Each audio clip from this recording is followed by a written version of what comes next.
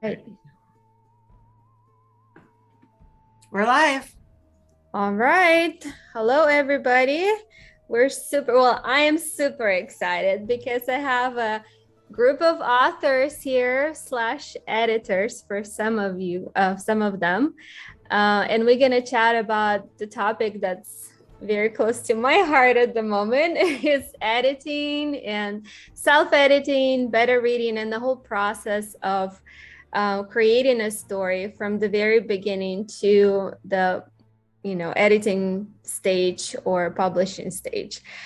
It's a big topic, and we might go through all of it, might not, but it's going to be a very interesting presentation. And I know people who are here have a lot of experience, so I'm super excited to hear from everybody and get a lot of questions answered. So I want to start out with some introductions. Those are all of the links for our participants that gave it to me ahead of time, but I want to go around and have everybody introduce themselves. But you guys, some of these links provide information about the books they've published, but also the services they provide. So if you're looking for an editor, looking for a place to go and meet authors who have a lot of experience, feel free to check out their links. And I'm hoping it's going to help you in your process of creating a book. All right, who wants to go first? Should I just do top to bottom? Sure. Here. So I'll start. I'm Susan Stradiato. I am an author and editor. I write fantasy and romance and a little bit of paranormal and urban fantasy as well. I am a professional editor. Well, I should have my official certification from the University of Chicago in about 3 weeks, which is super exciting. I'm finishing up my last class right now. But I have been professional editing for about 3 years as well. So I just went ahead and got the certification, and honestly, I learned a lot in the course of that, and it's been a really good experience for both my writing and my editing. So I'm excited to go through this topic today. We've got a lot of revision conversation as well as some other things, but these lovely authors here with us it should be a great conversation. Hi, I am Tasha, and I am also an author and an editor. I'm a former high school English teacher. I can talk. I'm on pain meds, so I can sort of talk. I'm a multi-genre author, so I publish contemporary fiction, young adult, and children's books. I co-author children's books with my husband, which I never thought I would do, but he talked me into it, and it's been a lot of fun.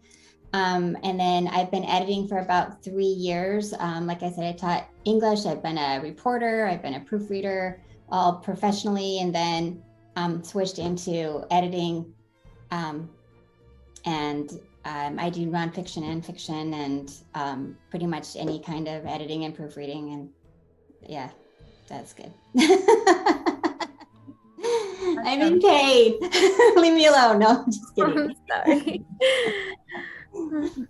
Hi, I'm Nicolette. Oh, sorry. Oh, no, I was just going to say the book, the YA fiction book that Tasha wrote, all the funds are donated to stop children's trafficking, and that's kind of a big issue in the Northwest where we live. So just want to say a little pitch in for that. If you guys want to go on her website and check it out, that'd be great. Thank you. Yeah, Elena and I are neighbors. We live about 20 miles, 15 miles from each other, I think. Mm-hmm. Hi, I'm Nicolette Beebe. I am first and foremost an editor, and I am an author of dark sweeping romances, but I edit across the board when it comes to genre because I am a book addict, and I am also I like researching grammar rules like for my free time. So I have extensive knowledge on editing and growing craft of writing. I am about a month away from having my first child, so I'm really excited with that transition. I've also been a teacher. I was teaching the 4th grade for 5 years. And yeah, that's pretty much me in a nutshell. Hmm. I think I'm next. I'm Bird Nash, so I'm the author here. I have a bachelor's in journalism and worked as a reporter and an editor for years. I have been self-employed in other businesses, but I started publishing about 3 years ago now, and I have, I think, 7 books out. I have one about ready to come out at the end of the month. All of them are professionally edited. So that's about it for me. Oh, I write fantasy, but the last one is more magical realism and in women's fiction. Nice. Right, looks like I'm next. So I'm Joe Holloway, and I'm hoping you guys can hear me okay because I'm currently sitting in a cabin in the middle of the woods, which is lovely, but not so great for Wi-Fi. So I'm a YA fantasy author. Most of my stuff so far has been kind of urban fantasy, contemporary fantasy, a little dash of historical fantasy. And I am doing some editing right now because my last book in my main series is coming out in November. So that's just about ready to go off to my copy editor. And then, yeah, I'm venturing into a new series with some portal fantasy and fairy tale retelling. So I'm excited about that. How many books do you have out so far? So I have the series that I have will be 5 books when it's complete in November. And I have one standalone as well. That's the historical fantasy. Nice. Okay, I don't think Lissa is on, so that would be me next. Right. Hi, I'm Kevin. I am a software developer by day and a young adult fantasy author in my free time. I have one high fantasy sword and sorcery adventure novel that I have under contract with a small publisher that's about to come out. It's in the last stages. And another one that I've just started on that's connected to it, but they're both going to be standalones. Yeah. That's it. All right. Linda? You're muted, Linda. Uh-oh. I just want to say that Kevin and Linda, they were both my beta readers and they're awesome. So they have a lot to contribute to this talk. Thank you. Okay, so like Alina's saying, I'm definitely more of a beta reader. I'm not really an editor. I do enjoy looking up editing rules, and I just to kind of give myself more of an idea. I have 2 unpublished books. One was an autobiography about being an adult on the autism spectrum, and another book is a paranormal time traveling kind of mystery about a sister looking for a brother that's set in modern times. And I'm currently writing a children's fantasy called Unwish. And yeah, I'm really excited about taking part in this conversation because there's some amazing voices here, and that's about it. That's me. So thank you. Awesome. Cece, would you like to introduce yourself? Hi there, everybody. I have myself on mute any other time that I'm speaking because my husband's playing the drums upstairs. So don't, unless you guys want to be serenading to drums. I don't know if you can hear it, but we're good. Yeah, okay. So I'm Cece Sullivan. I have a bachelor in fine arts and communications, graphics and communications. I've been doing graphic design for 30 years. And I don't do that full-time anymore. I do it freelance only.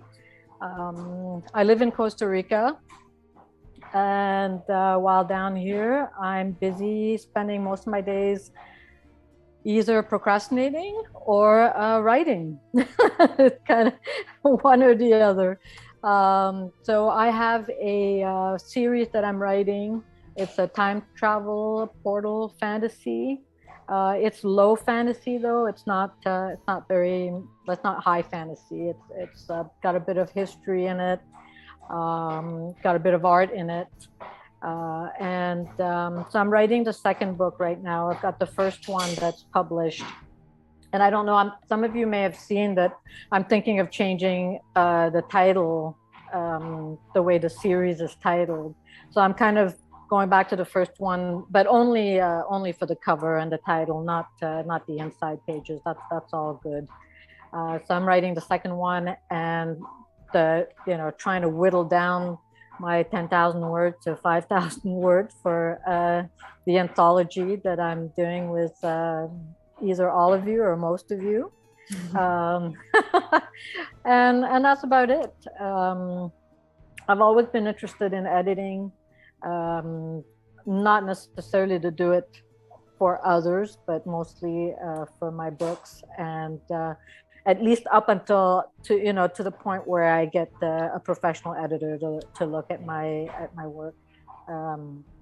My father was a writer and my mother was an editor, so it's all sort of always there, right? Publishing and everything. So that's why I'm here to listen in.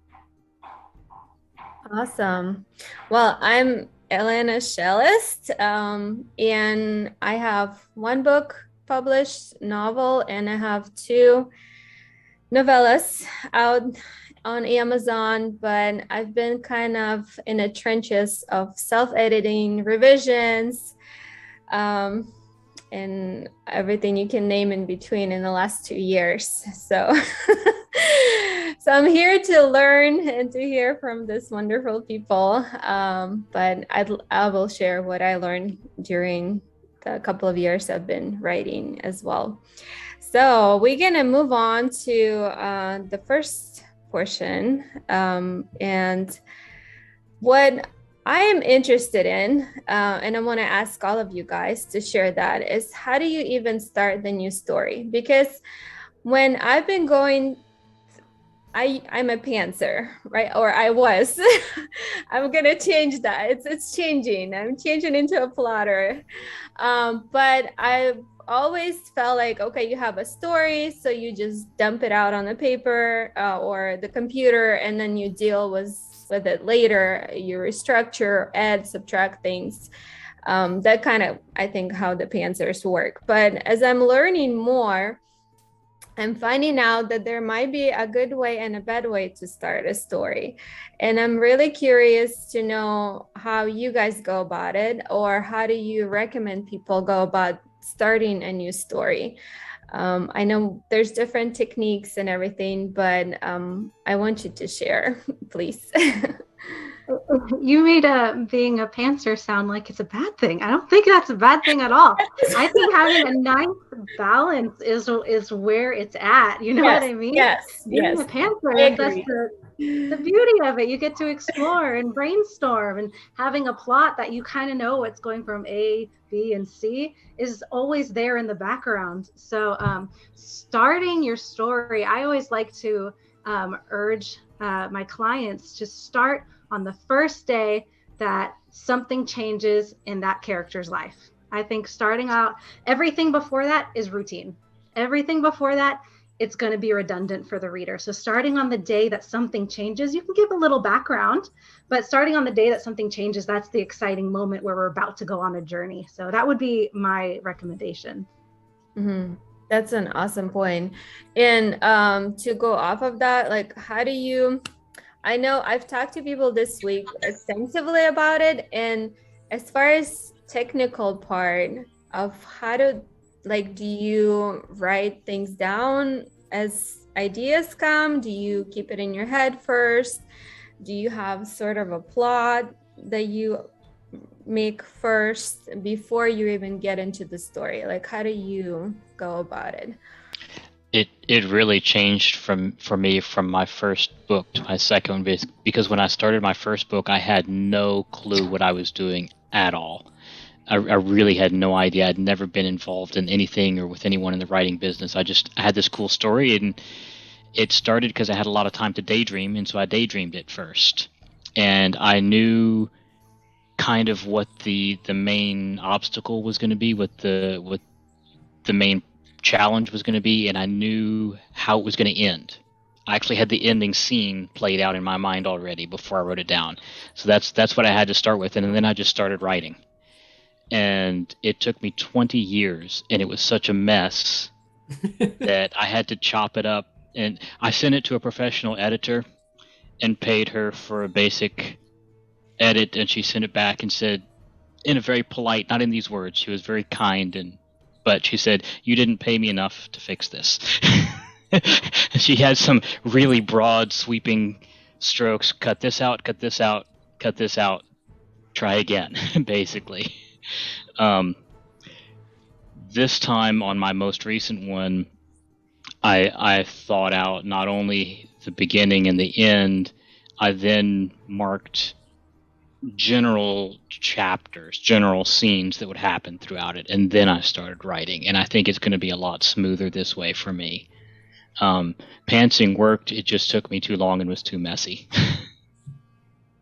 But I learned a lot, and I will say, after I finished everything else, I ended up rewriting the openings chapter 3 or 4 times, because of the way I did it, I didn't know my characters or my story well enough to know where to start it until after it was finished. Mm-hmm. Awesome. Thanks for sharing. So I started as a pantster, and if that's where you're coming from, eventually you will have to get some sort of organization to move you forward. So what I have done now is I'm willing to write up to 3 chapters just from creating things. And after that, I stop, and then I decide, is this enough of an interesting story that I want to pursue it? And if I want to pursue it, I need to have a general outline idea of what's going to happen to these people, what the adventure is, perhaps even the ending. And then I will start giving a broad general outline and then continue to write. But that's because some things I start writing, I have no intention of finishing. I just have a lot of creative ideas. I want to get it down. But then it's like, oh, that just doesn't really hold enough interest to me to continue writing it. So coming from being a pantster, I'm just letting you know it's okay to be freebasing on your creative ideas, but you have to get to a point where you say, no, I'm stopping. Because what I have noticed with authors who I see in person here locally is they never finish. It just keeps becoming the never-ending journey. I have a friend that isn't local, but she is working on a manuscript for 20 years and it's never going to get done. It's just never going to get done. So if you want to get it done, you're going to have to know, where does the story go and where is it going to end?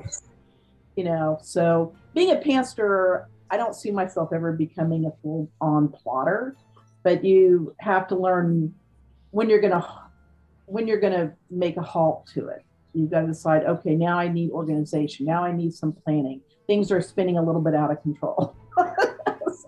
Yeah, but sure. What you can do, which is what I started doing, is when I'm in Scrivener, I at the top of my document, every time I put a new character in my pantster way, I immediately put them in the top document.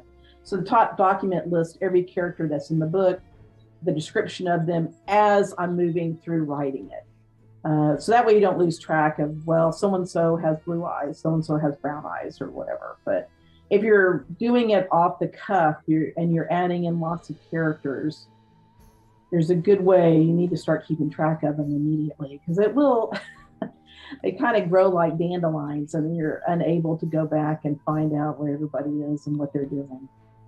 Mm-hmm. So I think that's a really interesting point to make, of the not necessarily the difference between plotters and pantsers, but just when it comes to the revision process, that essentially it boils down to the same thing. You're just doing it at two different times.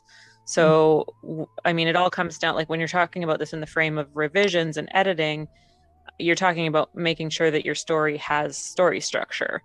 And so a plotter might do that ahead of time and map out where those story beats are and then write to them. Whereas a pantser, I mean, hopefully has an innate sense of that story structure and kind of writes to it in the first place. But then that first round of revisions becomes that much more important, because that's where you really need to maybe move some scenes around or adjust where you've got rising and falling action so that it falls into that structure that readers will get engaged with. I mean, there can be interesting stuff happening in a meandering story, but if there's not some kind of underlying skeleton to it, it'll lose readers, right? And then same thing with that consistency that you were talking about is making sure that, you know, some characters' eyes don't start out green and end up brown. That's same thing that can happen if you're pantsing it. They show up later and they're different, and then you just decide and fix the consistency issues during revisions. I have noticed, just talking to other authors, that some either understand the plotting process instinctively and others just don't. And if you don't understand it instinctively, you definitely need to plot it. For me personally, I go off word count. I go, okay, I want the story to have X amount of word count. I want each chapter to have X amount of word count.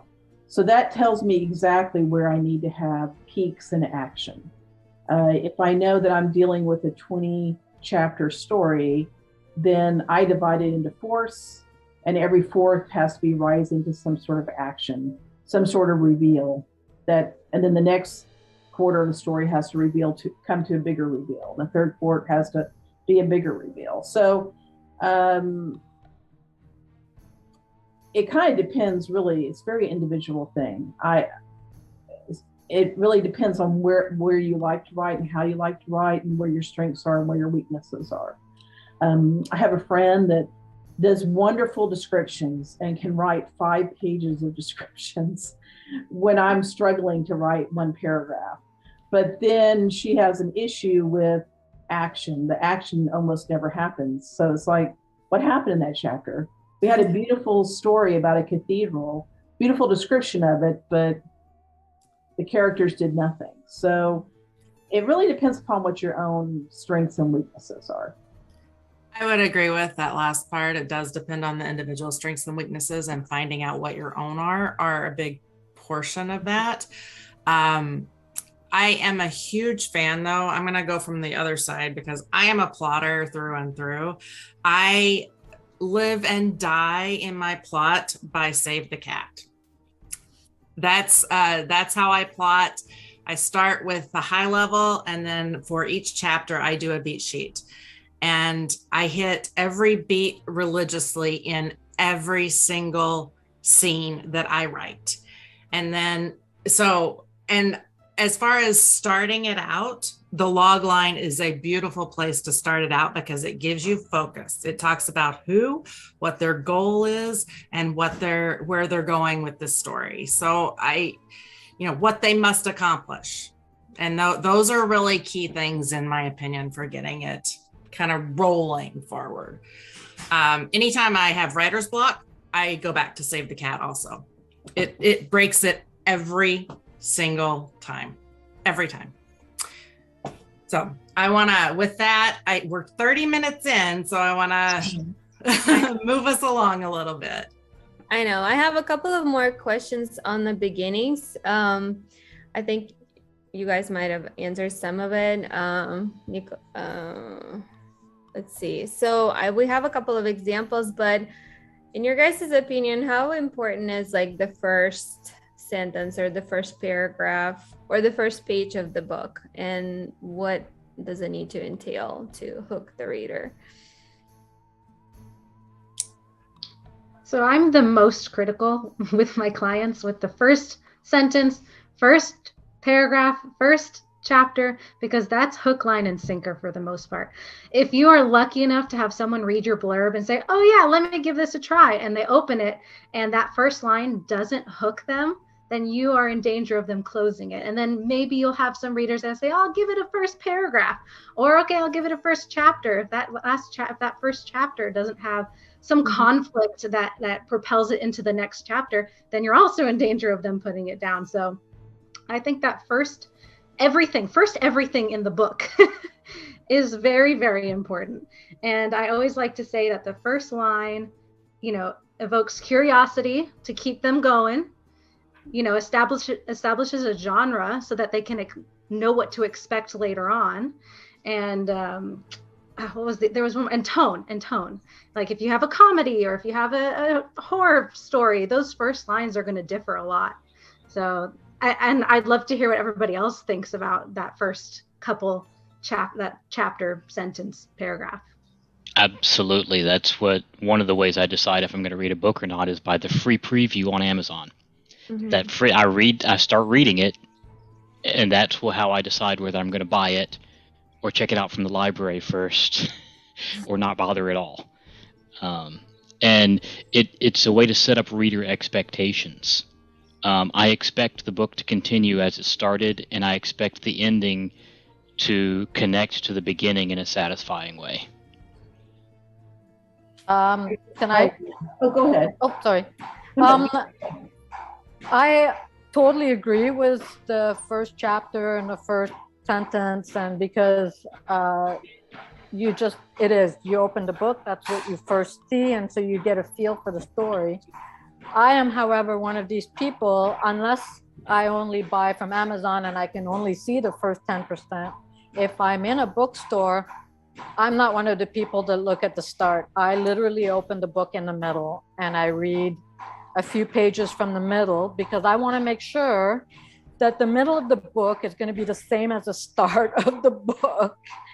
And if it doesn't follow through, like if I get to the middle and it just isn't grabbing me, it means that they spent all their time on the first chapter and didn't carry it, the same tone all the way through. They just wanted to hook the person, and then whatever, they don't care whatever happens to the person after that. And so I tend to open my book in, whatever book I'm interested in, I'll open in the middle. I won't look at the end. I'm not that crazy. And I usually, by the time I get to the middle, even when I'm reading it, I'll forget that I read it, but the middle has to grab me, but the start has to as well. So I think it's one of those things where you have to make sure the whole book is basically balanced and has the right tone all the way through, just like Nicolette mentioned. Yeah, I would second what Nicolette said. It's got to be, and it's got to be in the right place. Don't have me waking up. Don't give me them looking in a mirror and getting dressed. Those are things that the author is telling to themselves at that point. So you really need to start where that change happens, and it should happen in almost in the first paragraph, an event that is leading to that change. Mm-hmm. And something that gives me a question I need an answer to. Mm-hmm. Yeah, and so sorry to follow what Susan was saying, is if you're having trouble, let's say in your mind you start the story with she woke up. Let's say in your mind that's how you start your story, and you know that you're not supposed to start your book that way because it's just now a rule that people just will go, oh my God, she woke up. What you do, right? Continue writing on, and then when you get to a point, so let's say she walked in the door and slammed her face and got a black eye, that's where you start. Then you go back and you just take away the fact that she woke up and got dressed and everything, and have her either slipping down the front steps of her home or hitting her, her face. I'm just using blunt things, but you want the action. So if you were to start with she woke up and she did this and she had breakfast and and then she walked out the door and she slipped and hurt her back, and that's what starts the whole story. That's where you would just kind of at the editing point just go, okay, let's just remove all of that first part that's boring as hell. There's no shame in getting it down on paper. Oh, not right? at all. I write a lot more words than actually ever see the light of day when I write. All right. Well, let's look at some examples. A couple of you guys volunteer your first opening examples. Sky couldn't be with us today. She's also a writer and an editor. Does anybody want to read her paragraph? Somebody without an accent? Okay, I can read it. A trickle of blood dripped from the corner of Hayden's lips, leaving the slight taste of rust on her tongue. Is that all you've got for me, Gregor? She smirked, twirling the weighted steel dagger in her right hand with ease. Yeah, starting right was the action and the blood lady. I like it. That's awesome. All right. Nicolette, do you want to read yours? Sure. Outside the camp was an ink-colored wasteland of rotting trees that only the brave and the desperate dared to travel through.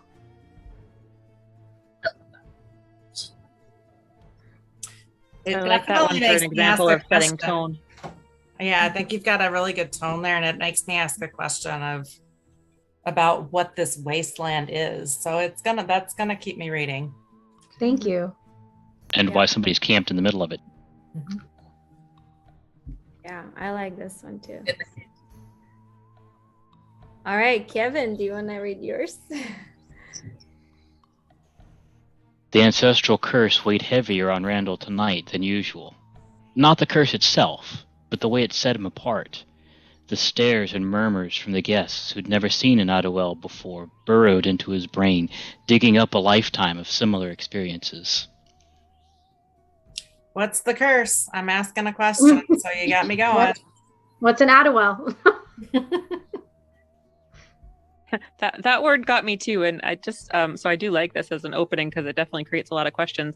But I had a question for the group on how do you feel about introducing sort of more out there world building things like words that people won't recognize in the first few sentences, or do you feel like you should build up to those things? I think it depends. Honestly, it does. Here, I think it's done really well because I can identify with whoever this person is that doesn't know what an Adwell is. So he's got me tracking with the story by telling me that they've never seen it before. I'm like, well, neither have I, so I want to know. The one, And I do follow up on the rest of the page, gives a very good visual of what it means. So I explain it right away. I don't leave that hanging there. yeah, I think you do a good job of showing on your first sentence as well. And I think that's important. You're not just telling us what's happening. We are now having a vision in our brain of what is happening on the first, even though we don't know some of what an Adwell is, even though we don't know what the curse is, but having that as a show and not tell on the first sentence is going to help with that as well. Definitely agree with that. I feel like I read too many openings where someone would just start out and say, and Adwell was this and that and the other thing, and you're just like, oh, get to the point already. So yeah, I like that. I like how this is done too. That was just a good question to bring up. All right, Tasha, do you want to read yours? Sure. I love peanut butter more than anything on earth. Peanut butter brought me, sorry, it's gonna be loud. Peanut butter brought me my best friend, Emma Moreno. Peanut butter got me through her kidnapping 8 years later. And peanut butter will get me through this day too. 15-year-old sophomore in high school starting her first day. Yeah, I can tell. Like, I can tell this is a ya or middle grade. It gives it really clearly. Yeah. It's very Yeah. powerful. With the subject, you kind of ease us into something pretty serious, a kidnapping. Yeah. Yeah, because to start with something being so, innocuous as peanut butter. I love peanut butter more than anything in the world. Okay, is this kid 5? But then you read on and you know that she's experienced trauma. So then you're like, okay, what's going on? That's kind of what I was going for. Started out smooth and got crunchy real fast. Awesome examples. Thank you guys for sharing them.